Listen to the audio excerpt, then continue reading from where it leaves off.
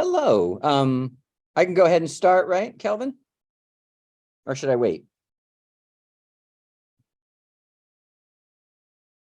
Okay.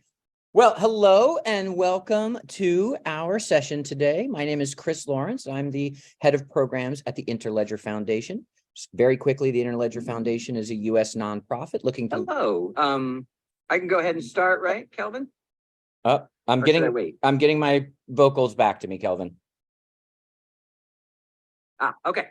Well, hello and welcome to our session today. My name is Chris Lawrence. I'm the head of programs at the Interledger Foundation. Just very quickly, the Interledger Foundation is a U.S. nonprofit looking to. Hello. I can go ahead and start, right? I'm getting my vocals back to me, Kelvin. Okay, I don't know. Okay. Well, hello and welcome to our session today. My name is Chris Lawrence.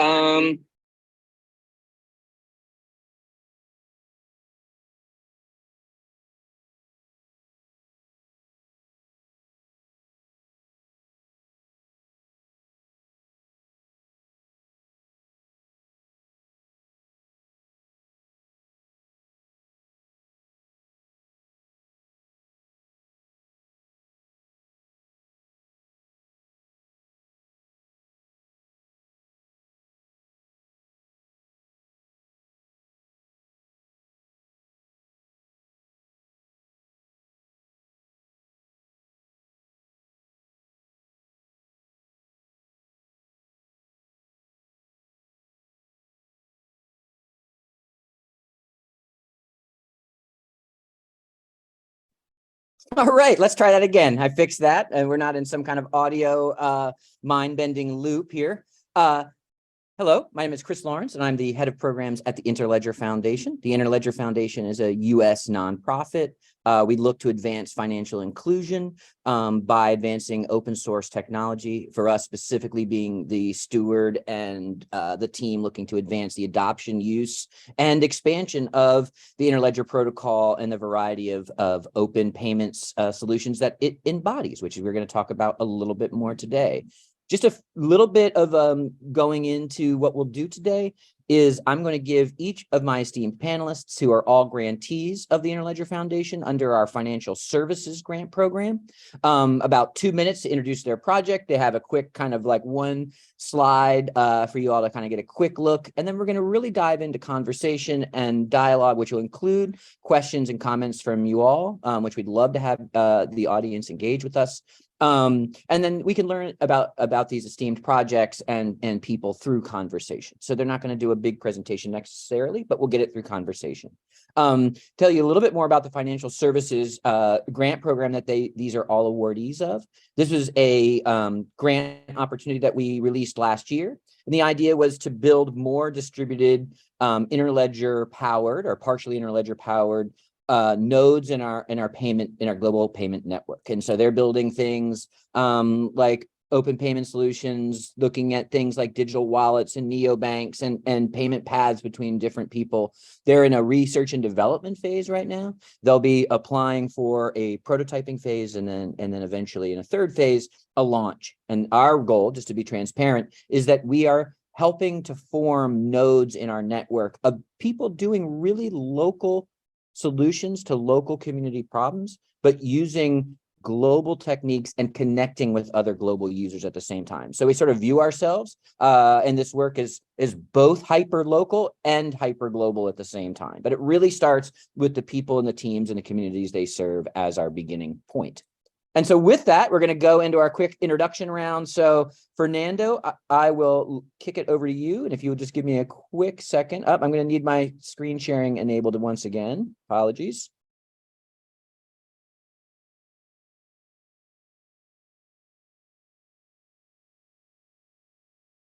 All righty here. I am not the greatest technical facilitator.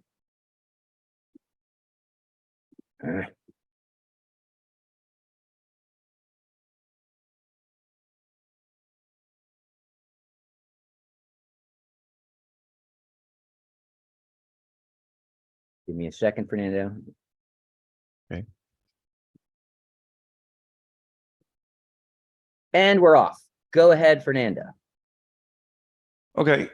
Thank you for having me, Chris. I'm thrilled to be here with the Interledger Foundation and my fellow panelists. I'm Fernando. I'm a co-founder of Wallet Guru, a US fintech company that is developing a next-generation digital wallet that will revolutionize the way millions of people in Latin America pay for essential services and securely manage their personal data. Today's payment systems are often clunky, expensive, and exclusive, leaving hundreds of millions of low-income, unbanked or underbanked subscribers to struggle with expensive prepaid services. These consumers end up paying higher rates than their banked counterparts for services they sometimes don't even consume. So, in other words, these inefficiencies, unfortunately, make it expensive to be excluded. But with our flagship product called PayStream, we're planning on turning this outdated model on its head.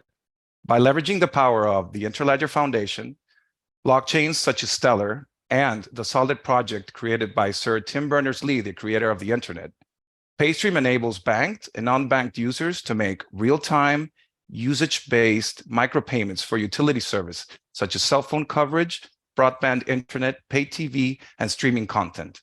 Thus, subscription plans could soon be rendered a thing of the past. The use of credit and debit cards is very low in LATAM, which is why an estimated 550 million aggregate subscribers prepay $118 billion annually for these utility services and receive higher rates. However, we're convinced that by leveraging open payments and blockchain technologies, we can create a more inclusive and innovative payment system that benefits millions of consumers in Latin America and beyond by enabling them to stream payments as they consume services in real time at possibly better rates. As a Latin American myself, who is passionate about digital development and promoting financial inclusion, I'm excited to hear from everyone and learn more about the important work being done in the space. I'm looking forward to a productive and inspiring conversation, Chris. Thank you, Fernando. All right, Thais and Colt. So hello, everyone. I am Thais, CTO of Cult, and together with Patrick and Elena, we form the Cult team. Cult is a social network for cultural fans where you can discover, recommend, organize, and share content such as music, movies, TV shows, books, and podcasts.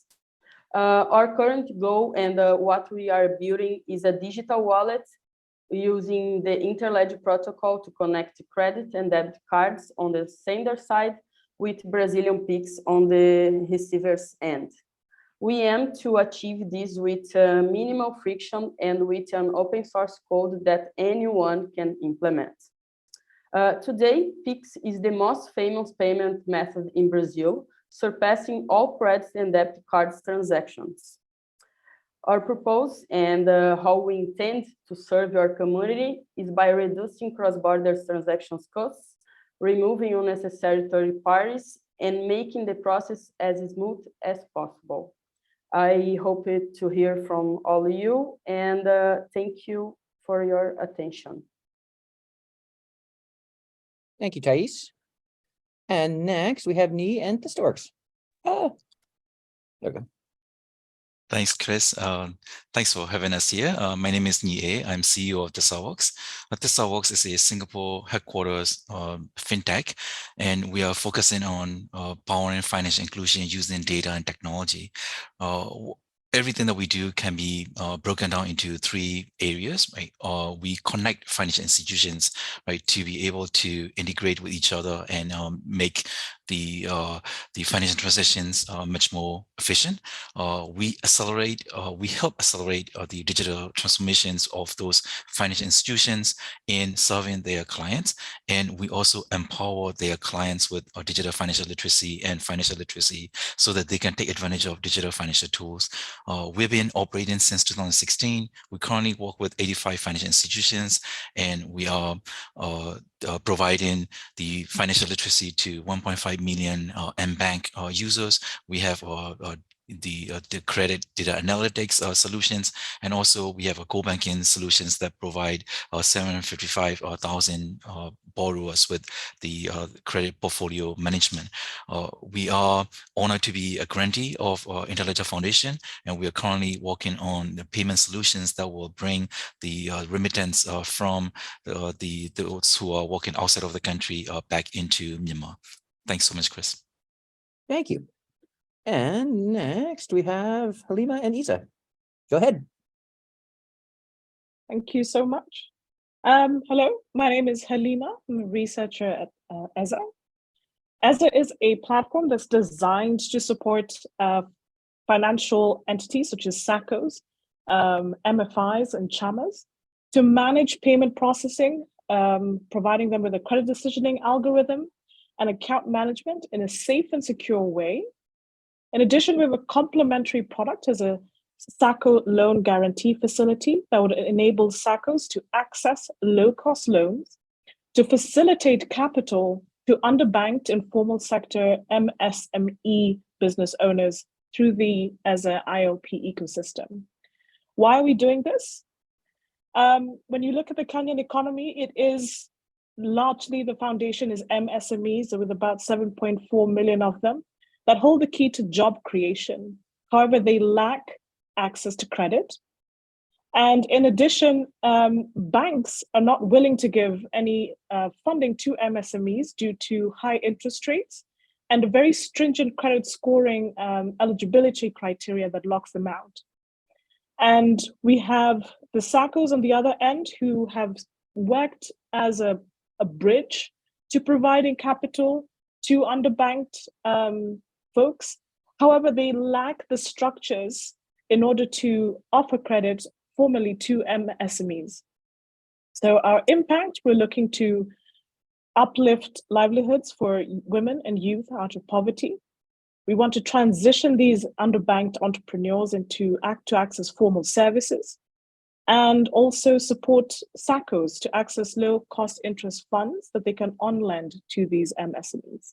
Thank you. Thank you. And for the last of our quick introductions before we get into the conversation is Roberto and the People's Clearinghouse. Hello, everyone. A pleasure to be here. The People's Clearinghouse is a technological platform meant to allow a series of community banks. In our network, there's 140 in Mexico. There are several hundreds more, and allow them to connect to each other, mainly for transfers, for remittances, for receiving account remittances, and other services that involve being connected to a central entity that serves as intermediary for complex integrations and processes that normally are not available for individual community banks, right? In this situation, we're like doing the mid process that absorb the technology and the costs so that community banks can have last generation, very secure processes available at a low cost, since we're working on volume with all these entities. Our main partner of the People's Clearinghouse, that's AMUX, which is the Mexican Association of Credit Unions, which is entirely a social project that brings new community banks to small communities all around Mexico. And they have done all the work with the organizations, with the leaders of the community. And our role is now to bring them all together in a network that empowers them as main agents of financial inclusion in Mexico. Thank you. All right. Thank you, everyone. That was great introductions. I feel like I learned a lot about your projects, and hopefully our audience did as well. But now let's get into it a little bit and start to go deeper. Halima, I'm going to start with you. I really am taken by your focus on economic uplift of women and youth. And so I wanted to follow up and ask you a little bit more about how you believe your work will actually impact those audiences directly. How do you make those connections? So what's your theory about that as your community? And I'll ask a little small question too. If you could define an MSME and a SACCO in your answer for our audience, that would be great. Absolutely. So a SACCO is akin to a cooperative entity whereby you have a membership who all provide periodic contribution, and they're able to access loans out of the monies that they've deposited. So the cooperative movement is massive in throughout sub-Saharan Africa. In Kenya, we have about 14,000 registered cooperative societies. 5,000 of those are SACCOs, and 183 are formally regulated. MSMEs are micro, small, medium entities, and the definition usually wavers because of depending on who you're talking to. But the reason why we opted for MSMEs is because they're the ones who serve all the way down to, I guess, businesses that even have incomes below $1,000. So that's what we're looking at.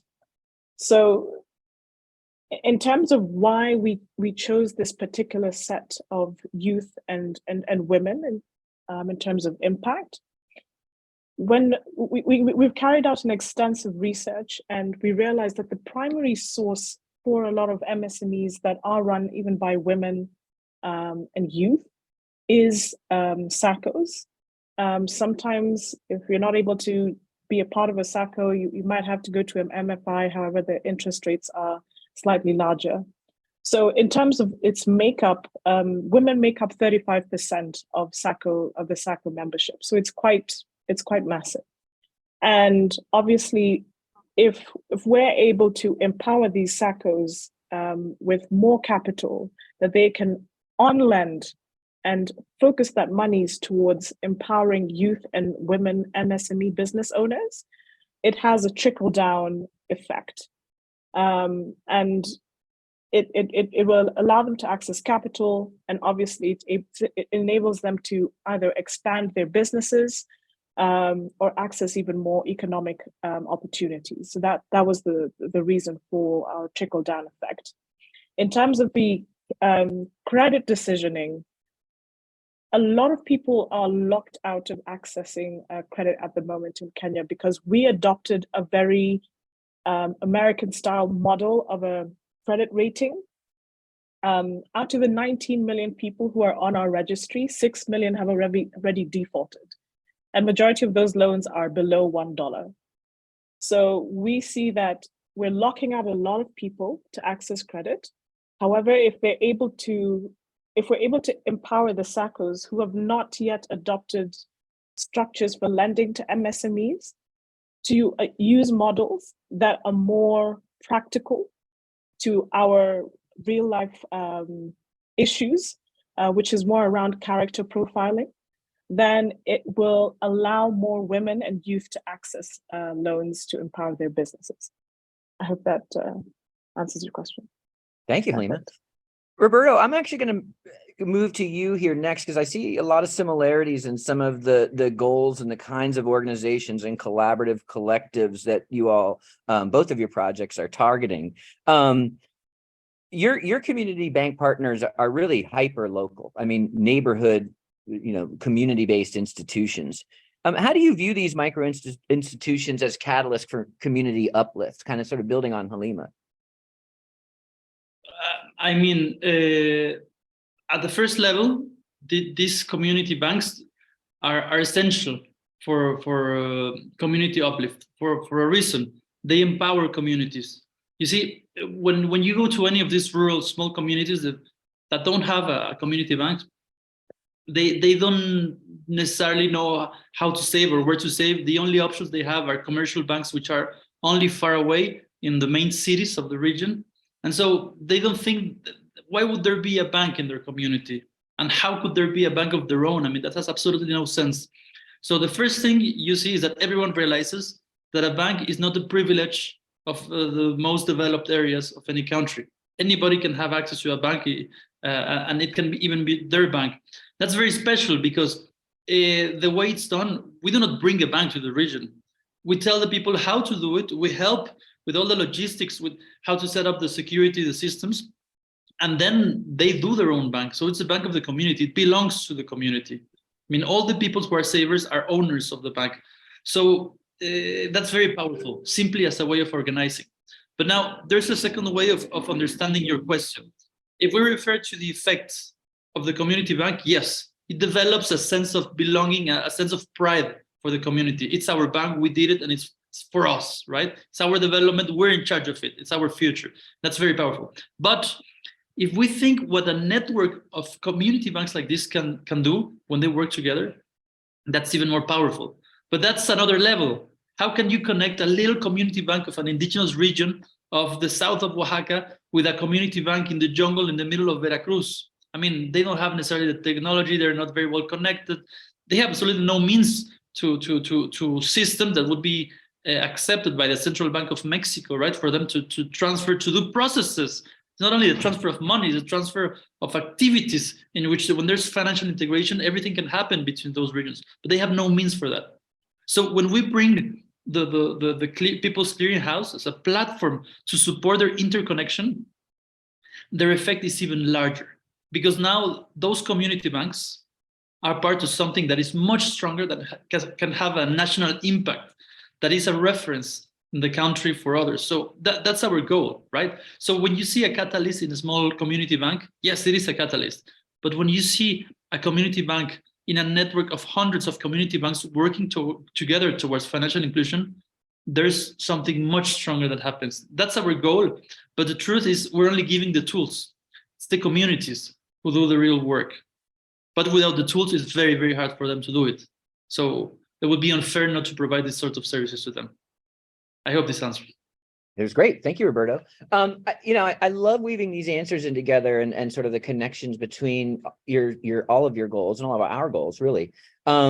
Neat. I'm going to follow up with you then, because, we're hearing some very sophisticated language, some very sophisticated technical tooling, some very sophisticated solutions to very difficult problems. And one thing that through conversation and through your work, I've always really taken from you, and I'm really starting to see how this has got to be part of Interledger's priorities, and really all of our priorities, is that focus on financial literacy and education.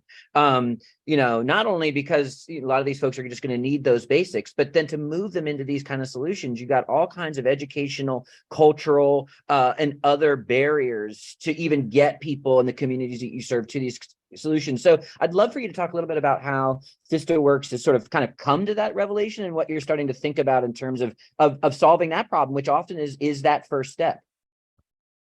Thanks so much, Chris.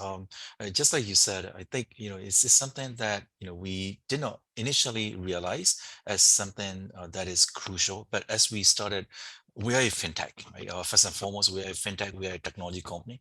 But as we implement these digital financial tools and services, the people who will be using these services needs to be able to use them safely, securely, in a way that will actually help them. So we realized that very quickly that the digital financial literacy is something that we must include in our work program. So that became one of the pillars that we do. A slight change from what you described, Chris, is that it's not just financial literacy, it's digital financial literacy. A lot of people that we have met, right, those who are served by microfinance institutions in Myanmar, and these are very similar to community banks in Mexico that Roberto was mentioning about, very community based, most of the time rural area focused, financial institutions. And their customers are actually very smart in managing their money, right? This is something that we need to recognize. They don't have much, right? They are very little, but they are very smart in managing this money. But actually, when it comes to digital financial services and tools, they are behind. They are not very familiar with using the latest mobile technologies, smartphones, and this is where we come in. We want them to be able to manage their personal finances using these tools so that they have access to digital financial services and products. Right? So we see that as the more successful we are in implementing digital financial products and systems, I think the bigger the need, right, to couple this with the digital financial literacy programs. So I'm very thankful that you said that for Interledger Foundation and many other foundations like yours, that it could be something that you could also add on your program, so that you're not only helping the technology implementation, but also making sure that the people who will be using these tools can use them safely and productively. Thanks, Chris. Thank you. Fernando, I can see a lot of connections between this sort of need for this financial literacy and I would thank you, let's be specific, digital financial literacy. And so I'm really taken by your project, which kind of the folks that do know how to manage their money, that are concerned about their own financial lives, but are often in systems that are looking to take more and more from them. And what I will love about your project is that you're looking at this open technology as a way to make it easier, cheaper, and more efficient for people to pay the utilities, which is, paying for how to live in the modern world, essentially. And sort of use these technologies to solve that, but not only solve that, but actually give them more efficient and cheaper systems. And so I'd love to hear a little bit about how you sort of analyze that problem of almost, kind of a tax. It's not a tax officially, but, what is a tax on paying utility bills, and how your solution can help not only make it easier for them, but actually reduce cost, and sort of how you came to that being a problem space. Sure. Yeah. So we set ourselves to solve a real problem that would allow us to grow quickly and reach critical mass and maximize sort of our social impact.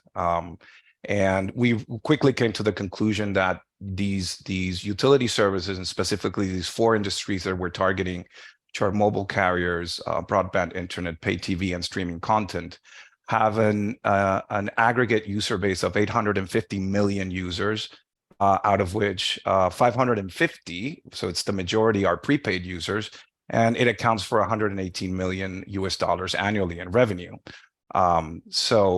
According to the World Bank, there's 28% of the population only that use credit cards in LATAM.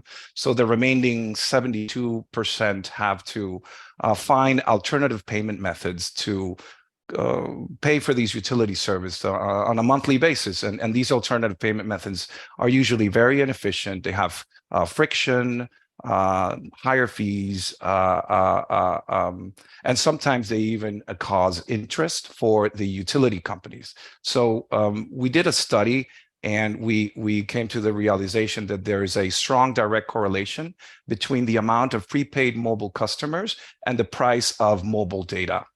So, for example, in Mexico, where Roberto's from, it's just a jaw-dropping number. 85% of mobile users have a prepaid account in Mexico, and the cost of a 1 megabyte of data, of mobile data, in Mexico costs 108% of the cost of a Big Mac in Mexico.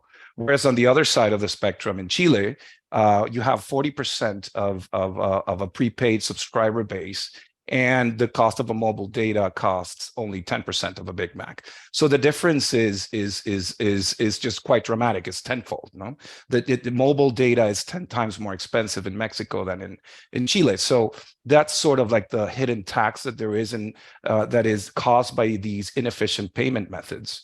And that's one of the reasons why we decided to focus on utility companies. That's on the consumer side, but also on the utility side, there is also a very interesting forces into play that also makes a lot of sense to target these companies. And what we found, Chris, is that these utility companies are either already launching their own fintech, or have plans to launch their own fintech. And we think they're in a privileged position to do so, because if you only just comparing the size of these utility companies versus, say, banks, going back to Mexico, Mexico's largest bank is BBVA, which is a Spanish bank, has its headquarters in Madrid, but operates throughout Latin America. BBVA has 80 million customers globally, whereas Mexico's largest mobile carrier, which is América Móvil,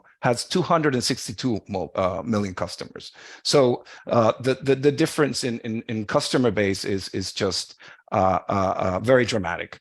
So we think that by providing these utility companies, who, by the way, are large corporations or companies, are very good at managing their operations, optimizing costs, but they're not so good in innovating. Just because of their large size. So we think that by providing them these white label solutions, we can enable them to enter the fintech market and tap into the payments industry, the remittance industry, as Roberto said, that is also very important, and also eventually get into the lending business, as you know, they call it buy now and pay later, which is also forecasted to grow quite dramatically in the near future. And sort of we are enabling them to promote financial inclusion in the same way that Safaricom, for example, did in Kenya back in 2007 with their fintech called M-Pesa, which was a total success, has 51 million customers today, 465,000 businesses, 600,000 agents across 7 different African countries. So we think that these utility companies are sort of the perfect launch pad to try out these fintech companies and solutions, and accelerate their adoption throughout Latin America and beyond, Chris. Thank you, Fernando. Thais, you know, we've been previously talking about very sort of geography-based communities or users, or, you know, that these projects are looking to solve problems for, work with, et cetera. Cult has a sort of a different community, right? It's a community of content creators and content consumers, and Cult itself is a platform for curation and sharing of digital content. You are a multiple grantee of Interledger Foundation kind of in this process. And I'd love you to walk through kind of how you view this community. It's a little bit different. So what's community mean for you? And what did you realize through this work was how you needed to change and evolve and adapt these digital financial solutions for this audience? Okay, thank you, Chris. Cult has started with a focus on the community of culture lovers and curators, which we believe is a community that includes all of us rather than a niche group, because we all consume culture and are influenced by algorithmic recommendations. And we all have valid opinions about cultural content. So we are all curators in a sense. While our initial target market is creatives and creators, we see people from all walks of life becoming curators and creators of cultural content.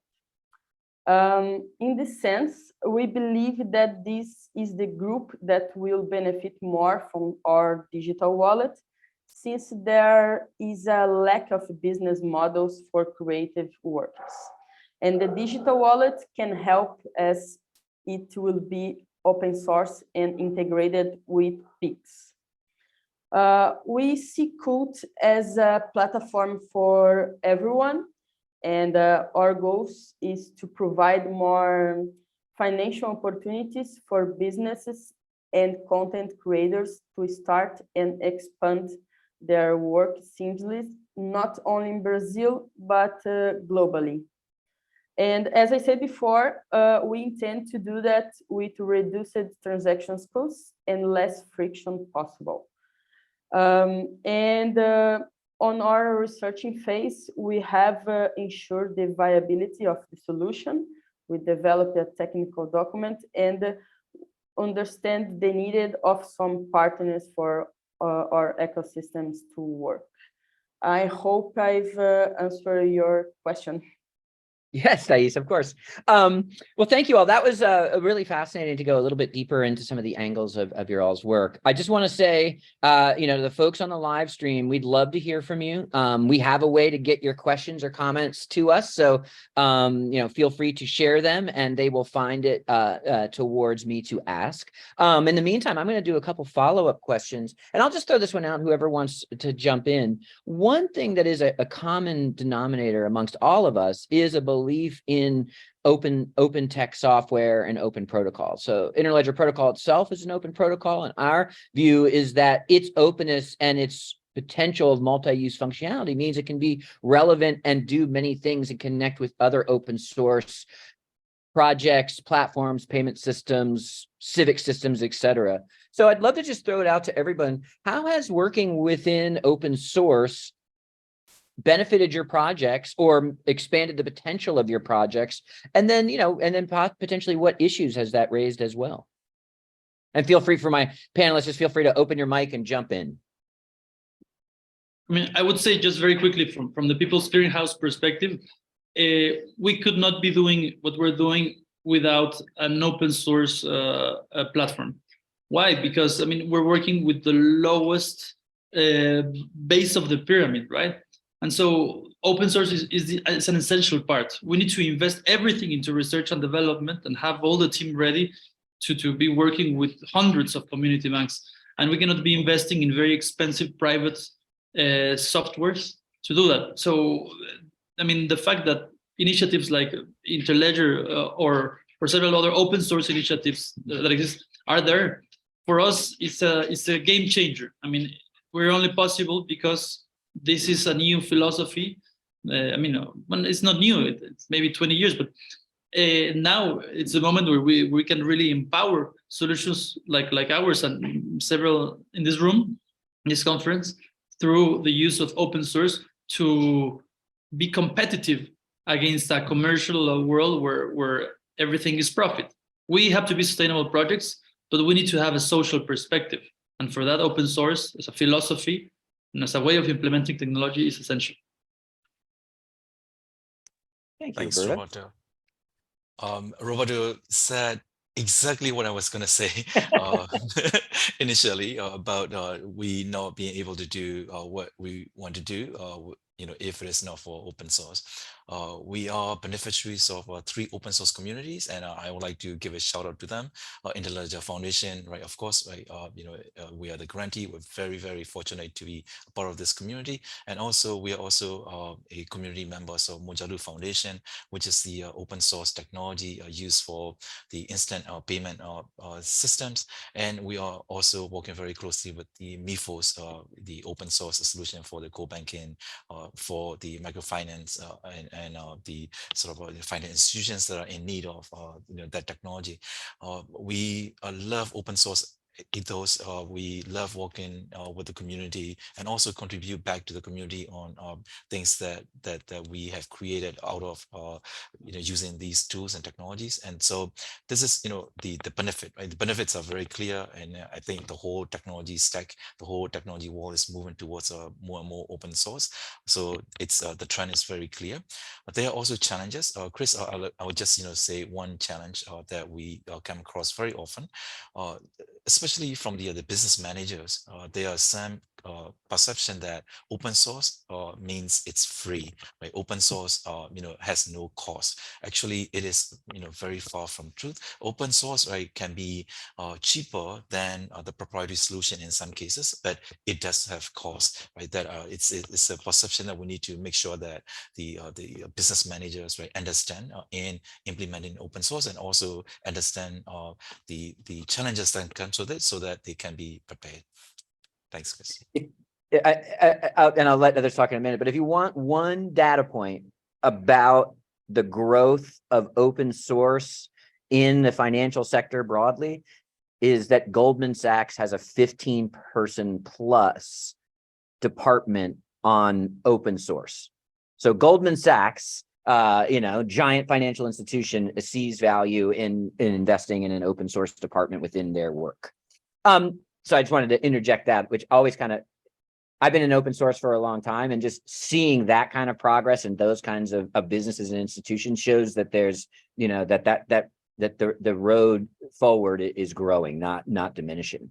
Thais, I'm going to put you on the spot a little bit here, because you work and have been working with integration into Pix, which is Brazilian's open source payment solution, which the Brazilian government, I think back in November, I believe, put all of that code on how to build Pix in other contexts out into the open source community. So you all really already were believers in open source, but you're also sort of participating in a civic system that also understands open source. So tell us a little bit about that relationship and how you've seen that be of a benefit.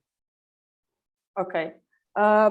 We see it as a benefit because, first of all, because Pix is open source, so everyone in Brazil can use that. That's why the numbers of debit and credit cards in Brazil transactions have decreased because of Pix, because everyone using Pix right now. You can have Pix in your mobile phone or online banking, or wherever. Pix is an instant payment, so the money gets to you quickly with reduced costs, which is very important in Brazil. And as Pix is an instant payment platform created and managed by the Monetary Authority of Brazil, it allows to, by the Central Bank of Brazil, it enables the quick execution of payments and transfers. And we intend to connect that with Qt. And regarding that, as our project is made a link with the open source topic, as our project is open source, we see Qt more as an stud case for much bigger projects. We intend that every business can get our Pix wallet as a piece of code and implement it in his own business. And Halima and Fernando, I don't want to leave you out of the open source celebration. So Halima, I'll kick it to you. And then Fernando, you can finish us off with some of your thoughts on this. Absolutely. So I think that the biggest issue that the payment space has had, even with the context of Kenya, has been number one, there's the regulatory side. Right now, we also have taxes as a new part of taxes by the government that's increasing the cost of transactions. And plus we do not have a current open banking platform. So any financial solutions that are coming into the market have to consider quite a number of partnerships in order to get a product to market. So from KYC to having to work with agent banks to hold deposits. So it's quite an expensive affair to get a product out to market and then pass on the fees to customers. So that's been the biggest challenge for MSMEs, whereby our market is now, we've moved into the stage where we have digital financial credit providers. However, the interest rates are very high, and also the cost of even just the transaction of having to pull the money as a loan onto your mobile phone. So the benefits of open banking would definitely help us reduce the cost, and eventually pass on that reduction of cost to our target clients as well. Thank you, Halima. And Fernando, as I look towards your thoughts on this, I'd also maybe, you also are integrating with blockchain technology here, so maybe at this intersection of kind of new emergent technology that is often open source like blockchain and then open source in general, just maybe you could give us a little bit of an angle on it that way. Okay, well, just to add on the open source technology, on top of what everyone else said, I think that also the open source is a way to guarantee and lower the cost of achieving interoperability and having standardized ways of expanding the reach of your solution. So we could easily integrate into Pix network through open source and open payments. So that's something that would definitely be very beneficial for Paystream. And in terms of the blockchain component of our solution, we identified the blockchain technology, and specifically we're also working closely with the Stellar Development Foundation to cater towards the unbanked portions of the population, and it's using Stellar's MoneyGram with alliance with MoneyGram access. It's a formidable way to allow cash-based users to top up their wallet. So by connecting into the Stellar blockchain, we can use the over 450,000 MoneyGram agents in Latin America, well, in worldwide, sorry, to be sort of agents where you can receive cash and top up wallets with the stablecoin USDC. So it will represent sort of like a quantum leap in terms of functionality and financial inclusion. So now all of a sudden you have someone who is totally excluded from the financial system with cash, and now you can just hand it over in some agent and be streaming funds for services in a very short period of time, and without incurring in fees that are, you know, too high when compared to traditional payment rails. Thank you. So I just want to put this out there again. I'll get fed your questions. So if you have a question, we only have about 13 minutes left. So if you have a question, this is a good time to get it to us and I'll ask it.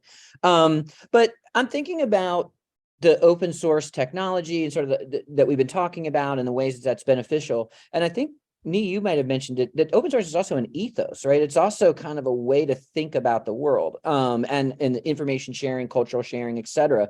And so with that, we're really at Interledger Foundation and many others are trying to put the ecosystem together, where, you know, we want hyper local projects. We want projects that are solving local problems, however that's defined, but we also want those solutions to not scale, right? Because it's not one solution for everyone, but we want them to spread. I'm a big proponent of spreading, not scaling. So what then does the ecosystem need, in your all's opinion, for this stuff to become more usable, more interconnected, learning from each other? This is still a fairly new ecosystem, you know, these sort of open payments. There's a lot of opportunity for growth. I'd say if there's any young professionals out there, I think this is actually a really interesting area to get into, especially globally. But what does the ecosystem need to see this growth continue in an iterative and creative way? And I'll just throw that out there. Thanks, Chris.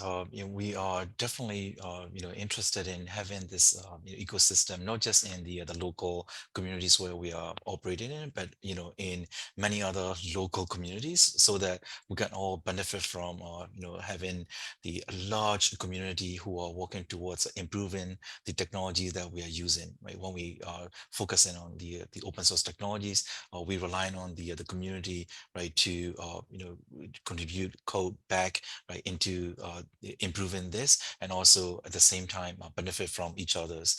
So in terms of what could benefit players like us is definitely open standards, right? Having the same standards wherever we may be working towards implementing, solving a solution.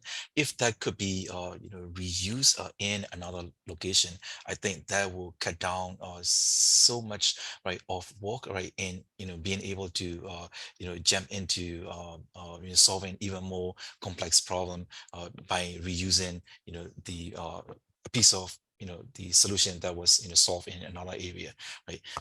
And I think also forums, right, like this, and also more detailed technical forum where we can exchange information and to see how we could relate to each other's use cases. I think that could also be another way that we learn from each other and see, right, the solution that was solving a problem in one location that could be applicable in another location, and understanding that, I think it's a really big gem in terms of being able to implement solutions that can go to market much sooner. So I would say there are a lot of right things that we can think of, but I think having and forums to exchange information with each other, like with Roberto and us, right, we met in a community meeting, and I think having that personal, right, the relationship and being able to talk through some of those common challenges, I think it's going to help us, right, in working together, going forward, and also having those same standards that we can all use and exchange. I think will also be a useful way of like growing the ecosystem. Right. I don't know if I can add to that. So I mean, in how do you emphasize the the possibility of scaling or spreading, which are two different philosophies, but have the same purpose, right? More people using the product. Okay. When you speak of digital payments, right, we tend to think of the technology only, right? Or use cases. So how do I build it technologically? The truth is that behind all this, there is always the real use question or the real need question, right? And I think we should always go back to it. If we give like a mainstream idea is Uber, Airbnb, right? They have nothing to do with us. But my point here is simply, why did they grow so quickly? It's not because they invented a technology. It's because they discovered a need and they simply put the technology to solve that need, right? Which is a way to intermediate between users without the institutional system. So you could use a card from somebody else. You could use a place from somebody else to say, here, we got to do the same thing in a way, in our own philosophy, in our own logic. So to do that, we need a lot of collaboration. It's not only technological. Open source is wonderful, and we need to see what others are doing. How do we use it in our own systems? But also a second question, which is very hard, I must say, is understanding really what's at stake with each new society, the evolution of our world, so that this technology can actually be spread in a very powerful way. In our case, it's an hypothesis. I mean, and we think it's true. The question of remittances is very strong, and people are saying, yeah, remittances are so large, right? $50 billion and growing, then 60 billion, and now each year is more and more from the US to Mexico in our case, but it's a global phenomenon, right? We see their importance as a number, but in fact, have we asked really what's their importance for development and what's their impact for development? So what's the real need that we can solve when we're using technologies like Interledger protocol for these things? And in this specific case, as an example to illustrate this point, we said, in fact, if we can use technology to do account remittances instead of cash remittances, that's going to solve an immense problem. And that problem that is almost invisible is people receiving cash remittances. Of course, that's great for them individually, but as a community, they are destroying communities, or at least impeding normal development. Why? Because there's inequality, only some receive remittances, others don't.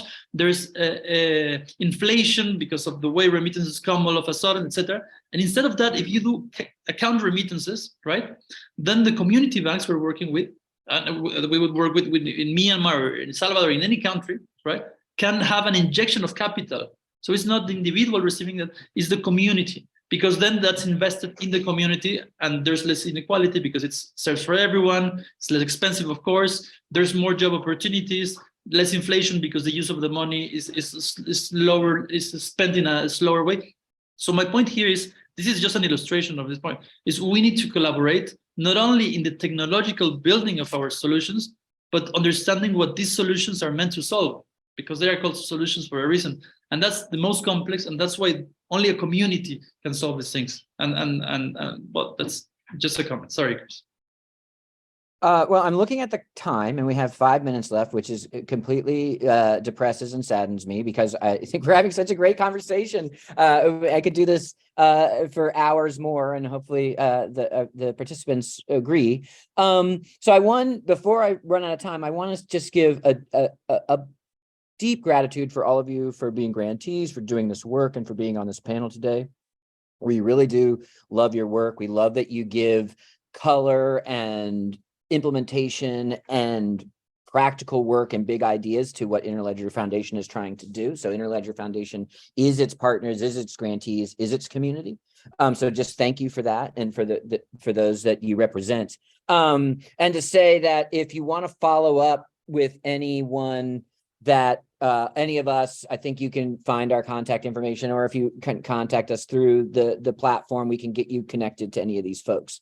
But with the 4 minutes that we have, I do want to ask this question that actually came from the chat, and this is a kind of a hot take, hot topic, fire round. But what is one thing that you see as an evolution in the open payments landscapes in the next couple of years? And Halima, maybe I'll kick it over to you. What's one kind of future casting prediction you can see in open payments?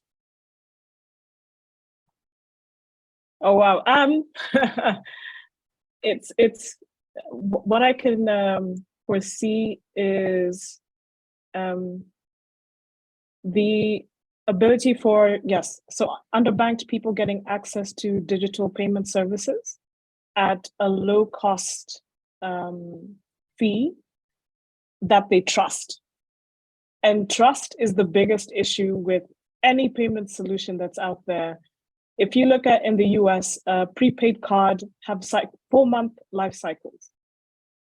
So a solution that somebody is able to trust, to say, fine, I'm going to move cash to this solution. My account will not be shut down. I'm not going to face any issues, and it's affordable to use. I think that will be an absolute game changer. So who's able to resonate with users and offer a solution for that, I think would be very powerful. Fernando, give us one hot take future prediction for open payments. Okay, I see a single global money network of money networks. So basically, by plugging into an open payments payment network, such as one powered by Interledger, you could basically move money the same way you move information today. It would be as easy as sending an email from one computer to another. You don't really have to worry about who your internet provider is, or what browser are you using, or any of that sort. So moving money will be as easy as moving information in the future, and it will be Interledger powered. I like it, Fernando. Thais. Yes. So the payments landscape is constantly evolving, driven by technological advancements and changing the consumers' behaviors. I believe that continued growth of digital payments, so digital payments have been on the rise for several years, and this trend is expected to continue. The convenience and the security of digital payments and driver consumer adoption, and business are increasingly accepting digital payments as well. So as a result, we can expect to see continued growth in mobile payments, digital wallets, and other forms of digital payments. All right, Nee, and then Roberto will close us out. You're gonna have to be quick. They might cut us off. They might cut our power, but go ahead and give us your hot take future cast. I'll be very quick. I see cross-border remittances, shooting off. I think that's the growth that we will see. All right, Roberto, get it in. Yeah, I think the future will be a confrontation between regulations and technical capabilities. Right now, we're at a point where it can technically be as simple as an email to send money anywhere, but regulations are not at that level. So we will see a political evolution of this discussion, which will be interesting for all, for sure. All right, drop the political bomb at the end. I love it. All right, again, thank you so much. This was a lot of fun. I really appreciate all of you joining this conversation. We'd love to have more. Interledger Foundation does these things all the time, so we'll be happy to continue to facilitate conversations. We think that's one of our important jobs as a foundation that built on the work of you all, and that all of you voice some need to be in. In fact, I see some of it in the chat too. More conversations, more collaborations, more sharing. Even if our populations and communities are wildly different, there's enough similarities to connect our work together. So thank you so much, and enjoy the rest of the forum, and thank you for having us. Thank you. Thank you, Chris. Thank you. Thanks, everyone. Thank you. Thanks, everyone.